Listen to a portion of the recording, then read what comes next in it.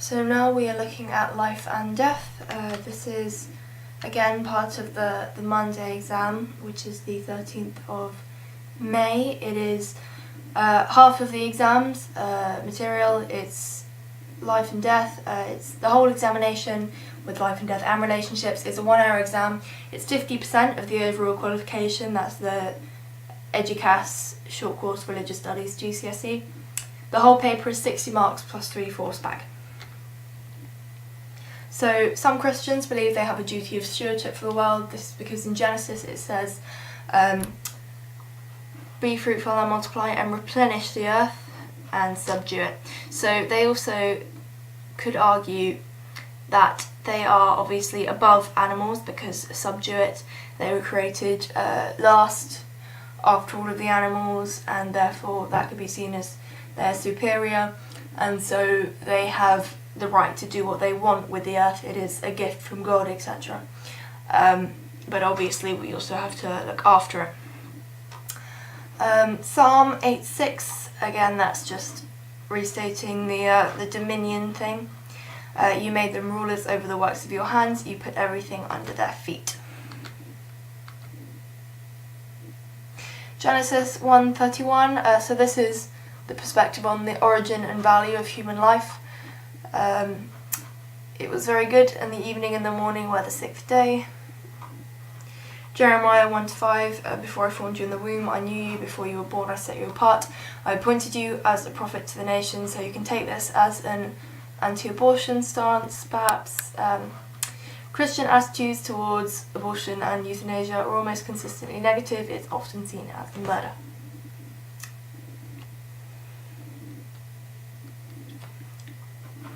So beliefs about death and the afterlife. John 11:24-27. Jesus says, I am the resurrection and the life. The one who believes in me will live even though they die, and whoever lives by believing in me will never die. There will be a Quizlet set on the key parts of the Bible verses. I will just remember, I am the resurrection and the life. The one who believes in me will live even though they die. So Christian funerals reflect their beliefs regarding the afterlife. In Genesis, God says to Adam, for dust thou art, and unto dust shalt thou return. And at Christian funerals, obviously, you have the ash to ash, dust to dust, etc. So Buddhists, they don't have a creation story or a created God. They do believe in the cycle of decay, death and rebirth of worlds. They believe that they have a responsibility to the earth because of the precepts.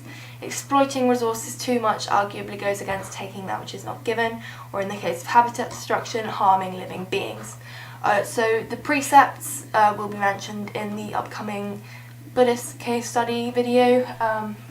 That probably won't come out before Monday. So the precepts are Panchasila, it's the 5 moral precepts there. Buddhist Action Month was started in 2012 and is meant to encourage care for the environment and social action. So this falls under the Eightfold Paths, which is mega rightful action. So Buddhists believe that abortion is pointless as the quotation marks baby is reborn into the same karmic level.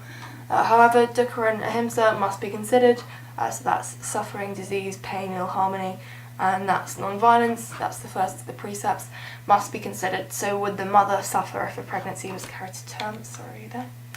Attitudes on euthanasia differ based on the suffering which would occur from either outcome. How bad is the suffering, and does it outweigh the teaching of ahimsa?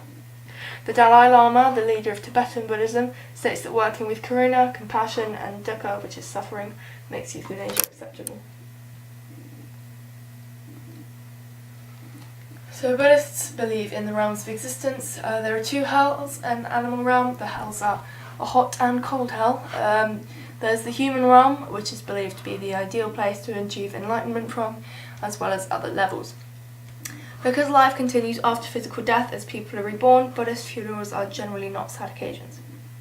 So the Triratna, which is the more Western tradition, believes in moment-to-moment rebirth as the skandhas are constantly changing. So in essence, because of teachings such as Anicca, which is the belief in impermanence, which states that nothing ever is but is always in a state of becoming, that's about that, because your cells are always dying and being replaced, so they believe that you're being reborn every moment. So we now have to look at things from a secular perspective in this part of the exam. So the Big Bang is the scientific explanation of the beginning of the Earth, from which all of the universe expanded from matter occupying an infinitely small volume. I'm sure you know this all, but I'll be going through it anyway. Humanists for a Better World is a network for UK humanists to raise awareness of environmental issues, climate change, peace and global justice. So that quote is off of their website. So evolution is the process by which different living creatures are believed to have developed from earlier, less complex forms during the history of the Earth. It is believed, although it is backed up by lots of science, because obviously we cannot prove it, there is only evidence to support it. Obviously the fossil record is mostly incomplete, and you've probably learned about that in biology. So this theory of evolution was obviously developed by Charles Darwin. It's supported by Richard Dawkins, dubbed the most famous atheist. Peter Singer is an Australian moral professor who believes in speciesism, that humans discriminate against animals and that animals are equals.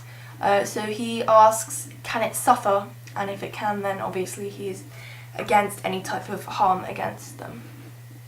So the dignity in dying movement, strongly supported by the British Humanist Association, although it is not part of the British Humanist Association, supports euthanasia as they believe everyone has the right to a dignified death. Again, this is off of their website. Humanist funerals support the humanist ideology as they focus on celebrating the lives of the deceased. And that's it, that's the end of life and death. There will be Quizlet sets in the description box. Make sure you brush up on this. Do learn the Bible verses, at least a few words from each, because they are important and they are going to help you answer those longer questions.